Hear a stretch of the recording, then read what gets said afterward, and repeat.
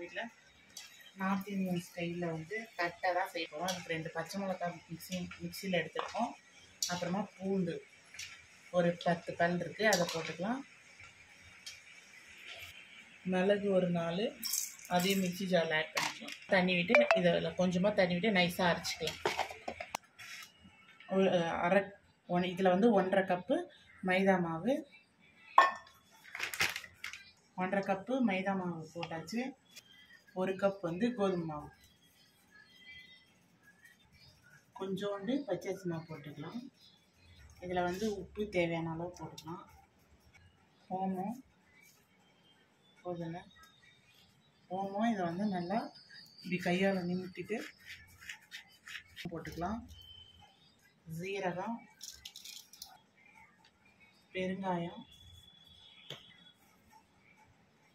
கொஞ்சமாக கஸ்தூரி மேத்தி போட்டுக்கலாம். கருவேப்பிலை நல்லா பொடியாக கட் பண்ணி வச்சுருக்கோம், அதை இதில் ஆட் பண்ணிக்கலாம்.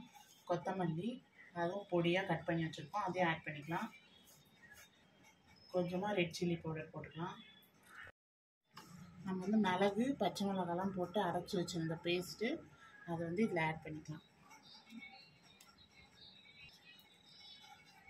சும்மா ஒரு வாட்டி எல்லாத்தையும் நல்லா கையால் மிக்ஸ் பண்ணி விட்டுக்கலாம். அப்போ தான் நல்லா மிக்ஸ் ஆகும். இப்போ இதை நல்லா மிக்ஸ் பண்ணியாச்சு. கொஞ்சம் கொஞ்சமாக தண்ணி ஆட் பண்ணி நல்லா பிசைஞ்சிக்கலாம். நம்ம மாதிரி கெட்டியாக பிசைய போகிறோம். கொஞ்சம் கொஞ்சமாக தண்ணி ஆட் பண்ணி பிசைஞ்சிக்கலாம். நம்ம வந்து சப்பாத்தி மாதிரி இந்த மாதிரி பெருசாக நல்லா வாட்டிக்கிட்டு இந்த மாதிரி ஃபோக் ஸ்பூன் வச்சு இதை குத்தி விட்டுக்கலாம். அப்போ தான் இந்த தட்டை நம்ம போடும்போது எழும்பாத இருக்கும்.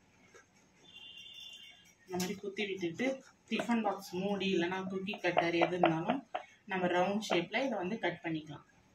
டிஃபன் பாக்ஸ் மூடி எடுத்து இந்த மாதிரி ரவுண்ட் ஷேப்பில் கட் பண்ணிக்கலாம்.